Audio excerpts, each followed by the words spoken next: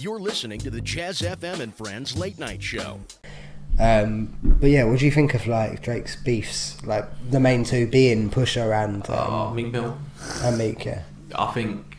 And how do you think he's fared? Well, I know the Meek Mill one started because apparently Drake didn't turn up for a concert. And obviously, from what I think that's charged up back to back, isn't it? Yeah. Yeah. What do you think of those two? You think he charged up? So good.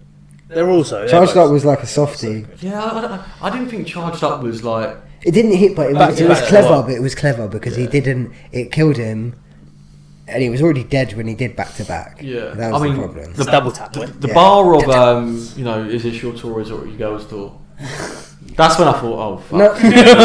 Like, that is. And but again, was it on this album or was it on Views where he's popping at Tiger and he's so deadly when he aims. He's deadly, bro. Yeah, what is he says? He said you need to actually gauge your age and not your girl's age. To Tiger on 6 p.m. in New York. That's a big factor of Tiger leaving.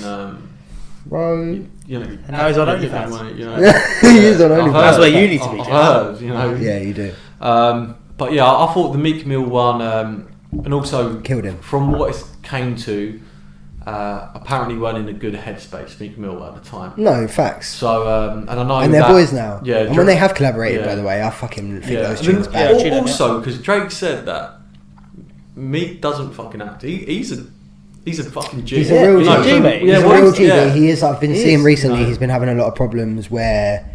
He's having the kind of problems that Gezz was having when he was making music in the UK and getting shows shut down and shit. And he's got a couple of like long shit cases against him where it's like him pulling wheelies on a quad bike and they've like shut down video shoots and shit because of it and he can't perform shows. He is getting unfairly targeted. It's bullshit. But obviously, I think in one of the concerts, Drake went on stage and kind of said, "Free Meek Mill." For sure, man. That's kind of ended the beef. And he actually is a big fan of him and he's self-admittedly. And then obviously, him and Nicki go back like the tie, and he said it hasn't really been the same with Nicki. No, but I think he kind of said like she handled it really well. She didn't. I think she went out on tour, said something like basically like I still have love for my boy. Yeah. So that's the first one. The second one with Pusha T. Obviously, now this is obviously from the off. We've spoken about this. From the off, this is a much more evenly contested beef because I love Pusha. Because Meek Mill, as good as he is and as hype as he is, and as much as he puts on for Philadelphia, as much as Drake puts on for Toronto, he is not lyrically there. He's a shouter. He's okay. He's got some bars. He's got some doubles, but he's not there. Right, Drake's in a slightly higher conversation than that. Pusha is also. My problem with Pusha is that he can only rap about drugs or hurting people. Now, the only problem... When he does it, again, the same as Drake is the best at rapping about himself and bragging, Pusha is that equivalent about drug talk, right? He's the best at it, and fucking hell. And he can come for you. I think lyrically, this was a reasonably even battle. And I think it was won... based on who had the most dirt. Yeah, it was. It was. And I think, like I say, Drake said whatever. Well, he didn't respond, did he? No. And then I think the reason why, he's pretty much said, what could I do to say, or I couldn't do any more damage than he said Drake's got a kid. You know what I mean? So like but the one thing that I don't really care about that. I think that's fuck it. You know the one thing I'm going to say, which I didn't like. The 40 thing, no, because you spoke about it on the Josh Farm. Yeah, and we have spoken about that. Yeah, well, I know that there's so many levels to it because the whole argument was in war there's no rules, right?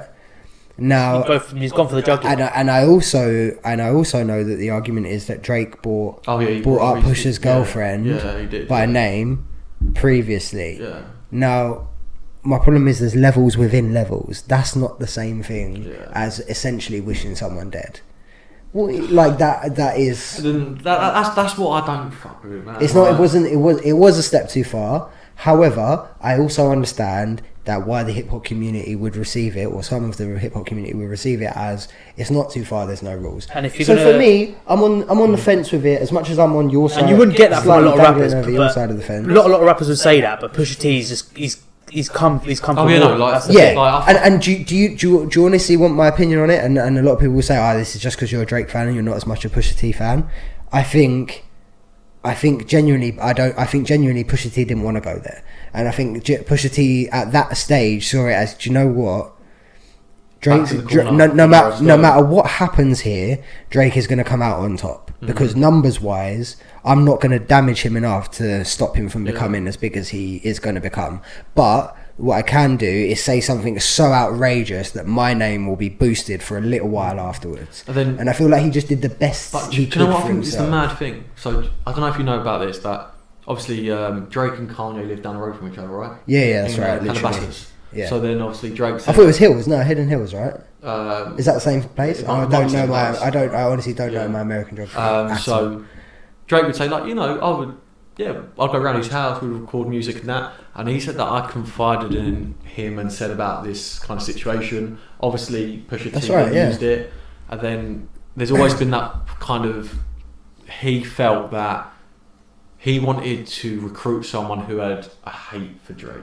Yeah. And then in the Pusha T Joe Budden podcast, I believe, he basically said that the source wasn't Kanye, it was Noah 40 that leaked it. Yeah. You know, and I don't know. I feel like I don't know what to believe on that though. I just feel like you said that thing about wishing. Like, I'm all about positivity. You know, it's not. Like, don't worry, it's kind of battle rapping, so you got to go for it. But if you're saying that to someone who, like me, who's a perfectly healthy human, but when you say it to someone who's the guy has literally got a terminal condition, like not terminal, but he's got a degrading, a chronic degrading condition. Yeah. Bro, he's literally gonna die early. You don't need to wish it on him. And then, do you know what I loved about it? Is how, obviously this came out, and then the way Noah used it as